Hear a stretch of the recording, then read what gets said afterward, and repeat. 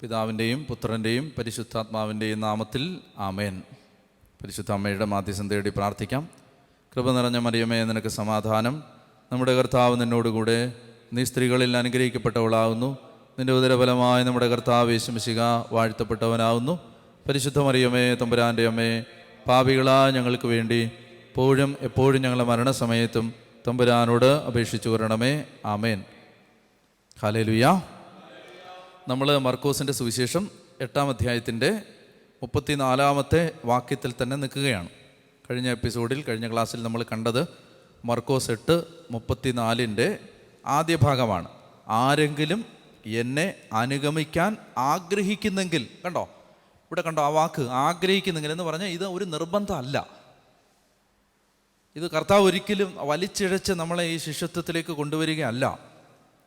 ആരെങ്കിലും എന്നെ അനുഗമിക്കാൻ ആഗ്രഹിക്കുന്നെങ്കിൽ, നീ സീരിയസ് ആയിട്ട് ആഗ്രഹിക്കുന്നുണ്ടെങ്കിൽ, അതാണ് അവിടുത്തെ ഇംപ്ലിക്കേഷൻ. അപ്പോൾ എന്നിട്ട് പറയുകയാണ്, എന്ത് ചെയ്യണം? അനുഗമിക്കാൻ അവൻ തന്നെ പരിത്യജിച്ച്, ടു ഡിനൈ, ടു റിനൗൺസ് എന്ന് പറഞ്ഞാൽ അതിൻ്റെ അർത്ഥം ഡിസോൺമെൻറ്റ് എന്നാണ് ശരിക്കുള്ള അർത്ഥം. ഡിസോൺമെൻറ്റ് എന്ന് പറഞ്ഞാൽ അവകാശവാദങ്ങളില്ലാത്ത ജീവിതം. സിമ്പിളായിട്ട് പറഞ്ഞാൽ നമുക്ക് ഒരവകാശവും ഇല്ല എന്ന് ചിന്തിക്കുന്ന ജീവിതം. എന്തിനെക്കുറിച്ച്? ഒന്നിനെക്കുറിച്ചും. മനസ്സിലായില്ലേ? ഇപ്പോൾ എന്ന് വെച്ചാൽ പാടാണ് എങ്കിലും പറയാം, കാര്യം പ്രയാസമാണ്. ഇപ്പം നമ്മളോട് വഴി കിടക്കാൻ പറഞ്ഞാൽ വഴി കിടക്കുക, ഇറക്കി വിട്ടാൽ ഇറങ്ങി പോവുക, തിന്മ പ്രവർത്തിച്ചാൽ പ്രതികരിക്കാതിരിക്കുക, നമ്മുടെ അവകാശങ്ങളെല്ലാം എടുത്തു മാറ്റിയാലും സൈലൻ്റായിട്ട് പോവുക.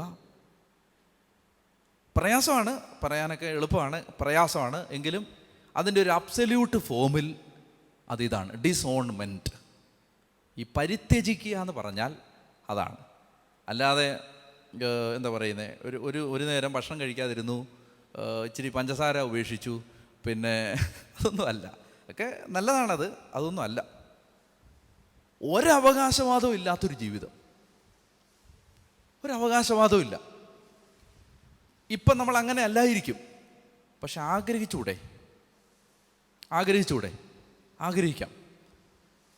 അത് മാറിവാനീസ് തിരുമേനി നമുക്ക് മനുഷ്യർക്ക്, നമ്മളെപ്പോലുള്ള മനുഷ്യർക്ക് ഇത് സാധിക്കുമെന്നതിൻ്റെ ഉദാഹരണമാണ്. ആയിരക്കണക്കിന് ഏക്കർ ഭൂമി അദ്ദേഹം സ്വന്തമായിട്ടുണ്ടാക്കിയതെല്ലാം ഉപേക്ഷിച്ചിട്ട്, ഒരു കൈ കിടന്ന വാച്ചും ഊരി കൊടുത്തിട്ട്, ഈ മൺചട്ടിയും കൈ പിടിച്ച് ഒരു വടിയൊക്കെ കുത്തി മലയിറങ്ങി വന്ന തപോധനനായ ഒരു മനുഷ്യൻ. ആ മനുഷ്യൻ്റെ ട്രാൻസിഷൻ ശരിക്കും നമ്മൾ അറിയുന്നത് നല്ലതാണ്. അതായത് സെറാംപൂർ കോളേജിൻ്റെ MD ഹൈസ്കൂളിൻ്റെ, കോട്ടയത്തെ MD സ്കൂളിൻ്റെ പ്രിൻസിപ്പലായിട്ടിരിക്കുമ്പോൾ, MD സെമിനാരി എന്നാണ് പറഞ്ഞിരുന്നത്, MD സെമിനാരിയുടെ പ്രിൻസിപ്പലായിരിക്കുമ്പോൾ കുതിരവണ്ടിയിൽ യാത്ര ചെയ്തിരുന്ന മനുഷ്യനാണ്. എന്ന് പറഞ്ഞാൽ അന്ന് കുതിരവണ്ടി യാത്ര ചെയ്യുക എന്ന് പറഞ്ഞാൽ അത് അത്ര ഹൈ ക്ലാസ്സിന് പറഞ്ഞിട്ടുള്ള കാര്യമാണ്. കുതിരവണ്ടി യാത്ര ചെയ്യുക, ഒരു ദിവസം ഒരു 3 ലോഹ മാറുക എന്ന് പറഞ്ഞാൽ ചെറുതായിട്ടൊന്ന് ഉടഞ്ഞാൽ അത് അന്നേരം മാറും. അങ്ങനെ ജീവിച്ചിരുന്ന, ഇന്നത്തെ കണക്കനുസരിച്ച് നോക്കിയാൽ ലക്ഷക്കണക്കിന് രൂപ മാസശമ്പളം വാങ്ങിച്ചിരുന്ന ഒരു മനുഷ്യനാണ് ഈ ചട്ടിയെടുത്ത് ഭിക്ഷയ്ക്ക് നടക്കുന്നത്. അപ്പോൾ നമുക്കിത് ആഗ്രഹിക്കാം. ഒരു സ്റ്റേജ് കഴിയുമ്പോൾ മനുഷ്യനെ അങ്ങനെ മാറ്റാൻ ദൈവത്തിന് പറ്റും എന്നതിൻ്റെ ഈ ജീവിക്കുന്ന ഉദാഹരണങ്ങളാണ് ഇതൊക്കെ. എനിക്ക് ഏറ്റവും പരിചയമുള്ള ഉദാഹരണം പറഞ്ഞു തന്നേ ഉള്ളൂ. അപ്പോൾ റിനൗൺസ് എന്ന് പറഞ്ഞാൽ ഡിസോൺ ചെയ്യുക, അവകാശങ്ങളുണ്ടെന്ന് ഭാവിക്കാതിരിക്കുക. അതാണ്. ഭക്ഷണം കഴിക്കാൻ വിളിച്ചില്ല, പ്രയാസം വരും. ഞാൻ പറയുന്ന പോലെ എളുപ്പമൊന്നുമല്ലത്, നമുക്ക് സങ്കടം വരും. പക്ഷേ അപ്പോൾ എന്താ ഒരു ശിഷ്യൻ്റെ മനസ്സിലേക്ക് വരേണ്ടത്? ഹൂ ആമൈ? കുറച്ചുകൂടെ ഞാൻ ബാർബേറിയസ് ആയിട്ട് പറഞ്ഞ who the hell ആമൈ?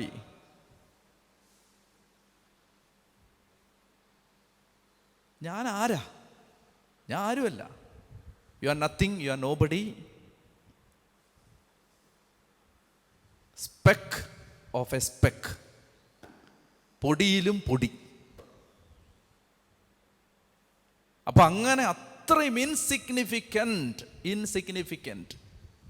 V have to be ready to be reduced to insignificant. To be insignificant, reduce to nothing. പറയാൻ ഭയങ്കര എളുപ്പമാണ്, ഭയങ്കര പ്രയാസമാണ് ഇന്നത്തെ നമ്മുടെ ഒരു ജീവിതാവസ്ഥ വെച്ചിട്ട്. പക്ഷേ ഇതാണ് നമ്മുടെ ഐഡിയൽ എന്നെങ്കിലും മനസ്സിലാക്കണ്ടേ.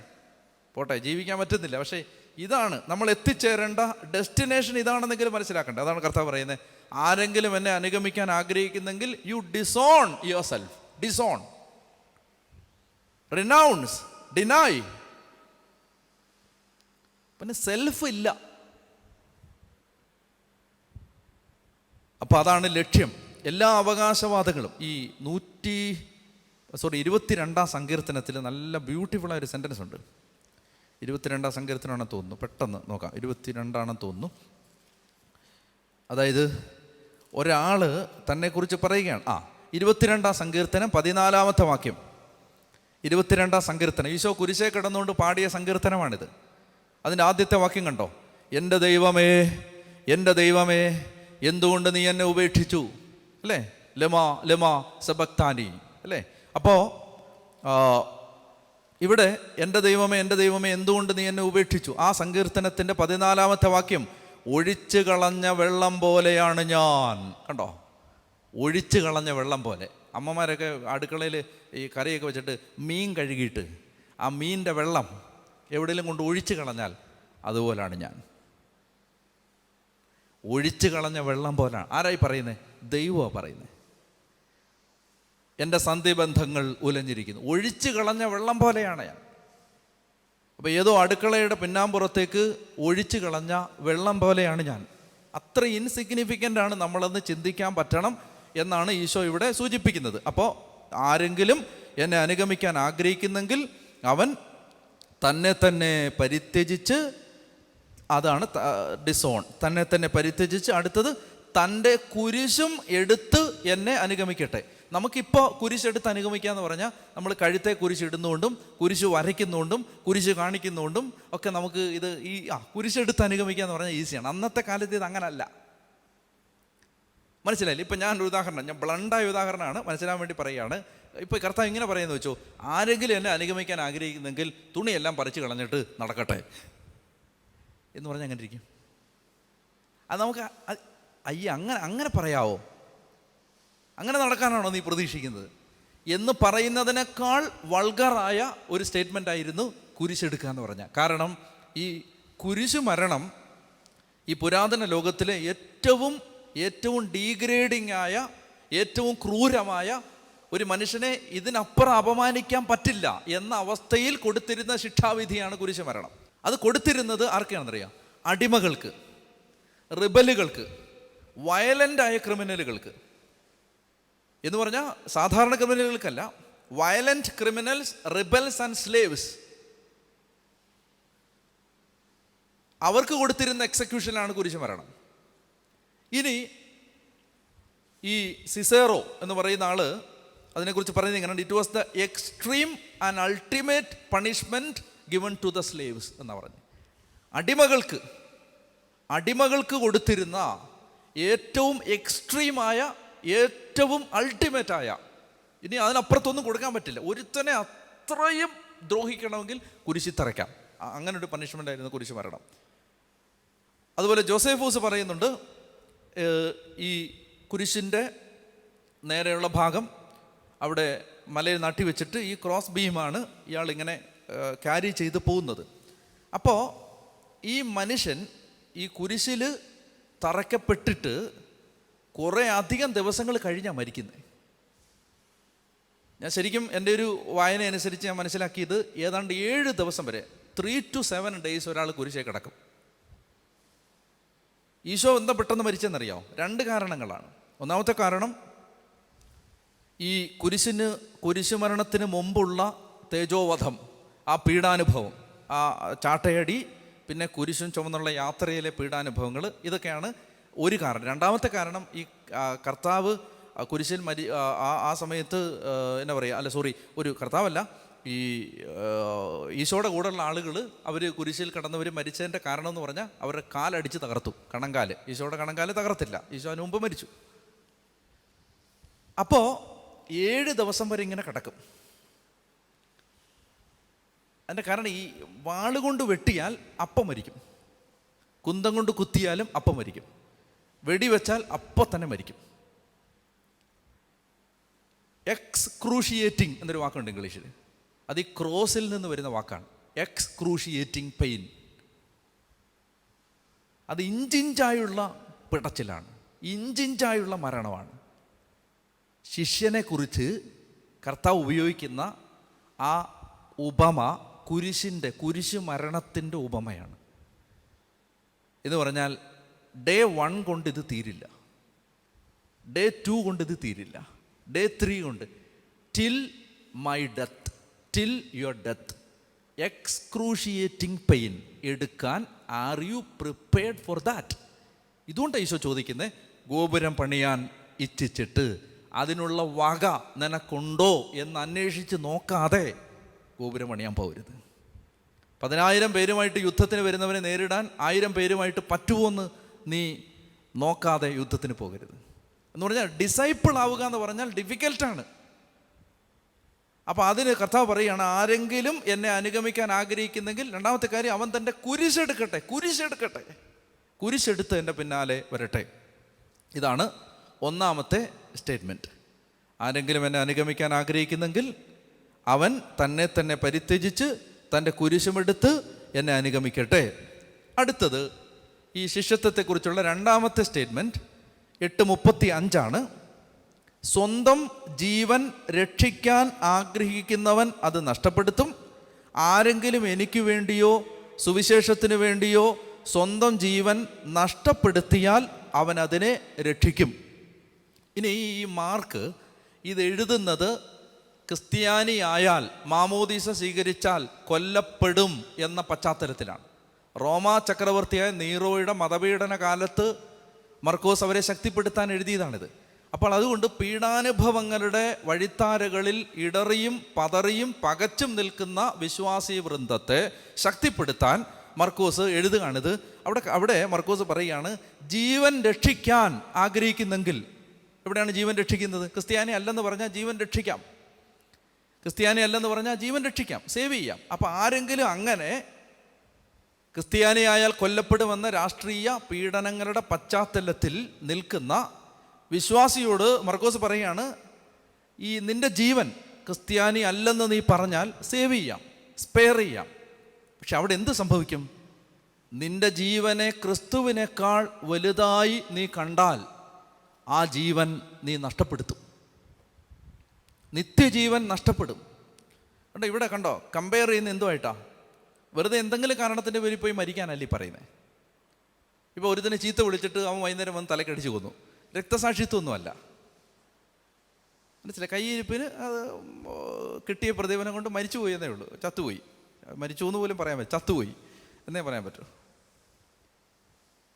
ഇത് ശരിക്കും ക്രിസ്തു എന്ന കോസിനെ പ്രതി, ക്രിസ്തുവിനെ പ്രതി ആരെങ്കിലും സ്വന്തം ജീവൻ രക്ഷിക്കാൻ ആഗ്രഹിക്കുന്നെങ്കിൽ, ഇത് മതപീഡനത്തിൻ്റെ പശ്ചാത്തലത്തിൽ മനസ്സിലാക്കിയാലേ പറ്റൂ, സ്വന്തം ജീവൻ രക്ഷിക്കാൻ ആഗ്രഹിക്കുന്നെങ്കിൽ അവനത് നഷ്ടപ്പെടുത്തും. ആരെങ്കിലും എനിക്ക് വേണ്ടിയോ സുവിശേഷത്തിന് വേണ്ടിയോ സ്വന്തം ജീവൻ നഷ്ടപ്പെടുത്തിയാൽ, അത് പീഡനത്തിൻ്റെ പശ്ചാത്തലത്തിൽ മനസ്സിലായാൽ പെട്ടെന്ന് ക്ലിയറായിട്ട് കിട്ടും നമുക്കതിൻ്റെ. നമ്മൾ നഷ്ടപ്പെടുത്തിയാൽ അവനത് കണ്ടെത്തും. വേറൊരു സാധനം എന്തറിയാം, അത് വളരെ സൂക്ഷിച്ച് ശ്രദ്ധിച്ചാൽ മനസ്സിലാവും. അതായത് ഈ ലൈഫിന് എപ്പോഴും ഒരു പ്രിസർവേറ്റീവ് ഏർജുണ്ട്. ഇപ്പോൾ ഉദാഹരണം പറഞ്ഞാൽ, ഇപ്പോൾ ഒരാൾ എന്നെ അടിക്കാൻ, നീ ഇപ്പോൾ എന്നെ അടിക്കാൻ ഇങ്ങനെ വന്നാൽ ഞാൻ പെട്ടെന്ന് ബ്ലോക്ക് ചെയ്യും. അത് ഈ പ്രിസർവേഷന് വേണ്ടിയുള്ള നാച്ചുറൽ ഇൻസ്റ്റിങ്ക്റ്റാണ്. ഇപ്പോൾ ഇതിപ്പോൾ പൊളിഞ്ഞ തലയിലോട്ട് വീഴാൻ പോയാൽ ഞാൻ ഇവിടുന്ന് മാറും, കണ്ടില്ലെങ്കിൽ ഞാൻ തീരും. മറിച്ച് ഇത് നമ്മളെ സംബന്ധിച്ച് ഈ ഇൻസ്റ്റിങ്ക്റ്റാണ്. ഇപ്പോൾ ആരെങ്കിലും നമ്മൾ ഇങ്ങനെ കണ്ടിട്ടില്ലേ, ഈ ഭയങ്കര കോമഡിയൊക്കെ ഉണ്ടാവും ചില സമയത്ത്. അതായത് കാർ ഓടിച്ച് ഒരിക്കലും ഒരു മനുഷ്യൻ ഒരു സ്ഥലത്ത് കൺവെൻഷനെ വിളിക്കാൻ വേണ്ടി വന്നു. എന്നിട്ട് ഒരു പ്രായമുള്ള ചേട്ടനാണ്. അപ്പോൾ കാറിൽ ഇങ്ങനെ പോകുന്ന സമയത്ത് റോഡിൻ്റെ കുറുകെ ഇങ്ങനെ ഒരു ക്രോസ് ബീം വെച്ചിട്ടുണ്ട്, റോഡിൻ്റെ കുറുകെ ഒരു പാലം പോലൊരു സാധനം. അപ്പോൾ ഇത് വന്നപ്പോൾ ഈ ചേട്ടൻ കാറിനകത്തിരുന്ന് തന്നെ തലയങ്ങ് കുനിച്ച്. അപ്പോൾ ഞാൻ എൻ്റെ അടുത്തിരുന്നോട് പറഞ്ഞു, പെട്ടെന്ന് തല ഉരിക്കാൻ പറഞ്ഞു, കാരണം തലയിലപ്പോൾ ഇടിക്കും. അപ്പോൾ അങ്ങനെ വരാം. ഇൻസ്റ്റിങ്ക്റ്റാണത്. മനസ്സിലായില്ലേ? ഇപ്പം നിങ്ങൾ വണ്ടിയൊക്കെ ഓടിച്ചു പോകുന്ന സമയത്ത് ഈ കാടോ പടർപ്പോ ഒക്കെ നിൽക്കുകയാണെങ്കിൽ നമ്മൾ പെട്ടെന്ന് ഇങ്ങനെ മാറത്തില്ലേ? കാരണത്തിന് നമുക്കൊന്നും പറ്റത്തില്ല. പക്ഷേ എന്നാലും അത് ആ സ്വയം രക്ഷിക്കാനുള്ളൊരു ഇൻസ്റ്റിങ്ക്റ്റാണ്. ഇത് മനുഷ്യനിൽ ഭയങ്കരമായിട്ടുണ്ട്. അത് നമ്മുടെ ശരീരത്തിൽ ഫിസിക്കൽ ലെവലിൽ മാത്രമല്ല, മെൻ്റൽ ലെവലിലെല്ലാം ഇതുണ്ട്. നമുക്ക് ഡാമേജിങ് ആവുന്ന കാര്യങ്ങളിൽ നിന്ന് മാറാനുള്ളൊരു ബേസിക് ഇൻസ്റ്റിങ്ക്റ്റ് ഉണ്ട്. അപ്പോൾ ശരിക്കും ഇത് എളുപ്പമല്ല. ഇത് അത്രയും ഗ്രേസ് ഈശോ നമുക്ക് തരുമ്പോഴേ ഇത് സാധിക്കൂ. നിസാരമല്ല. ഈ സ്വയം ജയിച്ച മനുഷ്യരെ കണ്ടാൽ കാലെ കുമ്പിട്ട് വന്നിച്ചോണം. കാരണം അത് നിസാരമല്ല. സ്വയം കീഴടക്കിയ മനുഷ്യരെ കണ്ടാൽ അവരെ ഒരു ആശീർവാദം വാങ്ങിക്കാതെ വിടരുത്. നിസാരമല്ലത്. കാരണം അത്രയ്ക്ക് പവർഫുള്ളാണ് ഈ പ്രിസർവേഷന് വേണ്ടിയുള്ള, അല്ലെങ്കിൽ വാട്ട് യു കോൾ, ആ സർവൈവലിന് വേണ്ടിയുള്ള ഇൻസ്റ്റിങ്ക്റ്റ്. അപ്പോൾ കർത്താവ് പറയാണ്, നീ നിൻ്റെ ജീവൻ നഷ്ടപ്പെടുത്തിയാൽ അത് കണ്ടെത്തും. ഒത്തിരി പ്രാക്ടിക്കലായ ഇംപ്ലിക്കേഷൻസ് പറയാൻ പറ്റും. മനസ്സിലായില്ലേ? എനിക്കത് മനസ്സിലായത്, ഞാനിത് മത്തായിയുടെ സുവിശേഷം പഠിപ്പിക്കുന്ന സമയത്ത് ഞാൻ ഇങ്ങനെ ആലോചിക്കുകയാണ്, ഇത് എന്താണ് ഇത് നമുക്കിത് മനസ്സിലാവണം. രണ്ടാമത് നമുക്കിത് പറഞ്ഞു കൊടുക്കാൻ, നമുക്കിത് ക്ലിയർ ആയാലേ പറഞ്ഞു കൊടുക്കാൻ പറ്റും. ഈ ജീവൻ നഷ്ടപ്പെടുത്തുക എന്നുള്ളതിൻ്റെ പ്രാക്ടിക്കൽ ഇംപ്ലിക്കേഷൻ എന്താ? ഇപ്പം നമ്മളെയൊന്നും ആരും കൊല്ലാനൊന്നും വരുന്നില്ലല്ലോ. അപ്പോൾ അന്ന് എൻ്റെ ഇടവകയിൽ ഒരാൾ മരിച്ചു രാവിലെ. ശനിയാഴ്ച ബൈബിൾ സ്റ്റഡി ഇവിടെ നടക്കേണ്ട ദിവസമാണ്. രാവിലെ ഇടവകയിൽ ഒരാൾ മരിച്ചു. അപ്പോൾ അവർ വിളിച്ചപ്പോൾ ഞാൻ മരണമാണല്ലോ, വികാരിച്ചൻ പെട്ടെന്ന് പോകണം. അപ്പോൾ ഞാൻ പെട്ടെന്ന് പോയിട്ട് ഒരു 10-10:30 ആകുമ്പോഴത്തേക്ക് വരാമല്ലോ. പെട്ടെന്ന് അവിടെ ചെന്ന് ആദ്യത്തെ ഒരു പ്രാർത്ഥനയൊക്കെ നടത്തി ഞാൻ തിരിച്ചു വരുമ്പോൾ റഷ് ചെയ്യണം, കാരണം ഇവിടെ തുടങ്ങാറായി. അങ്ങനെ വേഗത്തിൽ ഞാൻ വരുന്ന സമയത്ത് നമ്മുടെ ഈ വഴിയിൽ ഒരാൾ റോഡിൻ്റെ 1/4 ഭാഗവും അപഹരിച്ച് വരികയാണ്, ആളുടെ വണ്ടി. അപ്പോൾ എന്ന് പറഞ്ഞാൽ ശരിക്കും പറഞ്ഞാൽ 2 പേർക്ക് വണ്ടി പോകാൻ സ്ഥലമുണ്ട്, ഒന്ന് അഡ്ജസ്റ്റ് ചെയ്താൽ പോവാം. പക്ഷേ ഈ ആൾ റോഡിൻ്റെ ഒരു മേജർ പാർട്ടും അയാൾ തന്നെ കൈകാര്യം ചെയ്യുകയാണ്. അപ്പോൾ എനിക്ക് മനസ്സിലായി, ഇങ്ങനെ പോയാൽ ഇടിക്കും. ഇനിയിപ്പോൾ എന്താണ് വഴി? ഒന്നുകിൽ വണ്ടി നിർത്തിയിടുക, അല്ലെങ്കിൽ വഴി ഈ അടുത്ത റോഡ് ആ കുഴിയിലേക്ക് ഇറക്കുക. അതല്ലേ ഉള്ളൂ. നമ്മുടെ ഇൻസ്റ്റിങ്ക്റ്റ് അനുസരിച്ച് എന്താ വരാൻ പോണേ? ഇപ്പം നമ്മുടെ ജീപ്പ്, അവൻ്റെ കാറ് തട്ടിയാൽ നമുക്ക് ഒരു നഷ്ടമില്ല. കാരണം അതിന് തട്ടാൻ ഇനി അധിക സ്ഥലം അതിനകത്ത് ഇല്ല. അപ്പോൾ അതുകൊണ്ട് തട്ടിയാൽ നമുക്കൊരു നഷ്ടമില്ല. നമ്മളെല്ലാം കൂടെ ഒരുമിച്ച് പിന്നീട് പണിഞ്ഞോളാം. പക്ഷെ അവന് നല്ല ഡാമേജ് വരും. നമ്മുടെ ബേസിക് ഇൻസ്റ്റിങ്ക്റ്റിനനുസരിച്ച് എന്താ ചിന്തിക്കുന്നത്? അവൻ ഇറങ്ങട്ടെ. മാത്രമല്ല നമുക്ക് കുറച്ച് റൈറ്റ്, ഇതിനകത്തൊരു ചെറിയ ഒരു നീതി നമ്മുടെ സൈഡിലുമാണ്.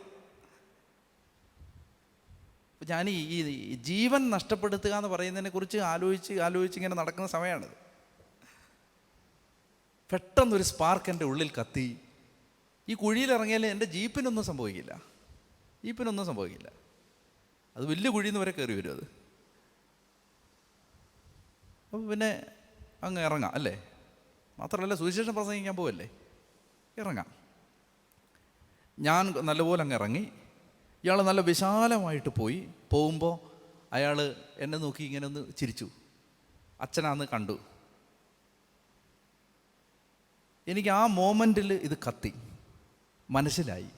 അതായത് ഇവിടെ ഒരു നഷ്ടപ്പെടലല്ലേ, നമുക്ക് നമ്മുടെ റൈറ്റാണത്.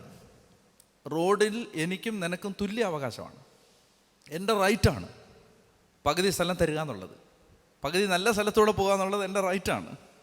പക്ഷേ ആ റൈറ്റ് നമ്മൾ നഷ്ടപ്പെടുത്തുമ്പോൾ ജീവൻ കിട്ടുമെന്നാണ് ഇവിടെ ഈശോ പറയുന്നത്. എങ്ങനെ ജീവൻ കിട്ടുന്നത്? ആ ഒരൊറ്റ ആക്റ്റിലൂടെ. തിരിച്ചായിരുന്നെങ്കിലോ? ഞാൻ ഒരു 99 കേസിലും തിരിച്ച് കാണിച്ചിട്ടുണ്ട്. നേരത്തെ ഇപ്പോഴും കാണിക്കാറുണ്ട്. 99 കേസിലും നേരെ ഓപ്പോസിറ്റ് കാണിക്കും. എന്താണ്? നല്ലപോലെ കയറിയങ്ങ് നിൽക്കും റോഡിൽ, അയാൾ ഇറങ്ങിപ്പോകേണ്ട അവസ്ഥ വരും. അങ്ങനെയാണ് കാണിക്കുന്നതെങ്കിൽ അയാൾ ഇങ്ങനെ പാസ് ചെയ്ത സമയത്ത് ഇങ്ങനെ നോക്കുമ്പോൾ ഇയാളൊരു അച്ഛനാണ്.